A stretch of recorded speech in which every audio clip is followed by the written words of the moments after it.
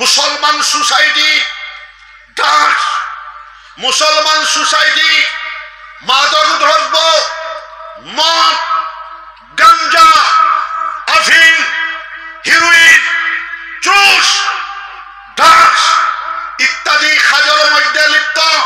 বিভিন্ন জায়গা মদ, গাঞ্জা, আফিম, হিরোইন, ড্রাগস ইত্যাদি মুসলমানরা সেবন করতেছে। এটা আমরা যাবতীয় অপকর্মতা কি আমরা নিজেও বাঁচব, আমাদের সমাজকে আমরা বাঁচানোর জন্য চূড়ান্ত পর্যায়ে প্রচেষ্টা চালাইয়া যাব। সবাই হাত উঠান, সবাই বলেন ইনশাআল্লাহ। যাবতীয় ড্রাগস, মদ, গাঞ্জা, আফিম, হিরোইন, জুস, ইয়াবা ইত্যাদি ব্যবসা বাণিজ্য আজকাল মুসলমানের কাছে বেশি আইছে। আগে মিজোরাম তাকি টাককে টাক মদের মদ বুঝাই দিয়ে আইতো, এখন মিজোরাম তাকি মদ আসে না, এখন আসাম তাকি মদ যায়। মিজোরাম স্টেটে মদের রয়্যালিটি নাই, মণিপুর স্টেটে মদের রয়্যালিটি নাই, কিন্তু আসাম স্টেটে মদের রয়্যালিটি রয়েছে। আমি বর্তমান সরকারের কাছে আমি নিজে বলবো, মুখ্যমন্ত্রীকে নিজে বলবো যে মদ, গাঞ্জা ইত্যাদি রয়্যালিটি না লইলেও তো হয়। আমরা জায়গায় জায়গায় যাবতীয় মাদক দ্রব্য নিবারণের জন্য আমরা সমিতি করতেছি, সোসাইটি করতেছি। আপনাদের এই অঞ্চলেও 110 জন দিয়া একটা সোসাইটি আপনারা করেন। আমরা সারা সরাইতে পারবো না, কিন্তু কিছুটা তো আমরা সরাইবার চেষ্টা করলে আমরা সফল হব। সবাই বলেন ইনশাআল্লাহ। এই তিনটা সভা সারা রাত ওয়াজ করিয়া, ডাইন খানে দিয়ে ওয়াজ হইলা, বাম খানে দিয়ে বার হয়ে গেল, কিসা কাহানি কাজ কোনো লাভ নাই। সুরের আওয়াজের লহরি, সুরের আওয়াজের মজা বিয়ালি বেলা কুণ্ঠা নাই।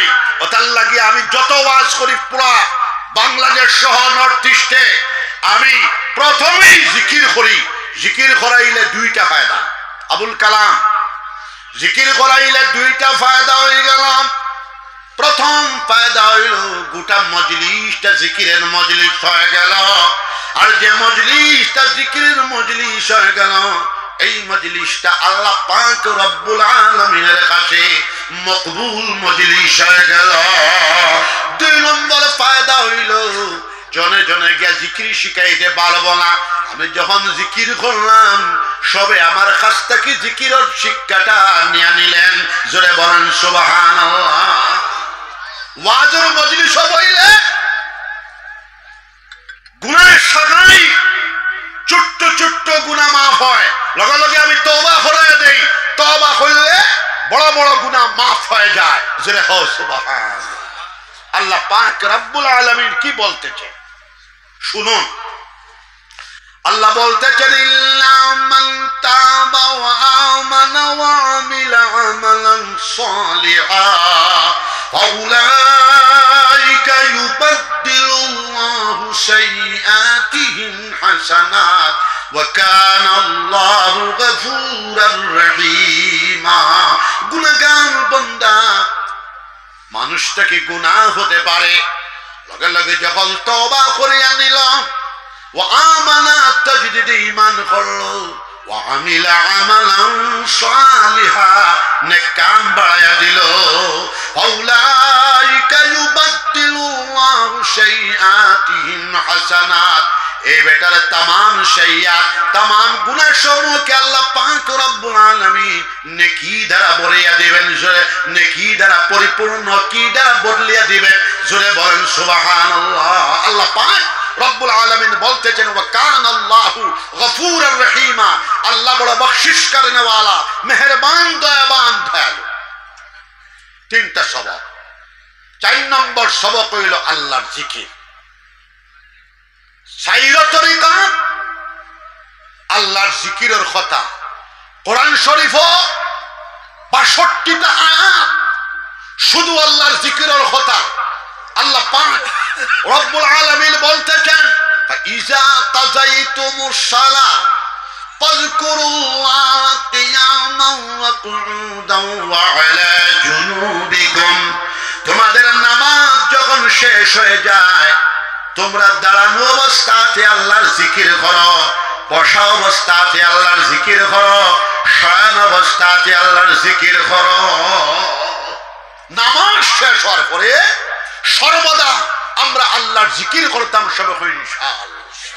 আল্লাহ পাক রব্বুল আলামিন বলতেছে আল্লাযীনা আমানু ওয়া তাতমাইন্নু কুলুবুহুম বিযিকরিল্লাহ আলা বিযিকরিল্লাহি তাতমাইন্নুল কুলুব। যারা ঈমানদার মানুষ, বিশ্বাসী মানুষ, তাদের কুলুব, তাদের অন্তঃকরণ, তাদের হৃদয় আল্লাহর জিকিরে আরাম পায়, সুকুন পায়, শান্তি পায়।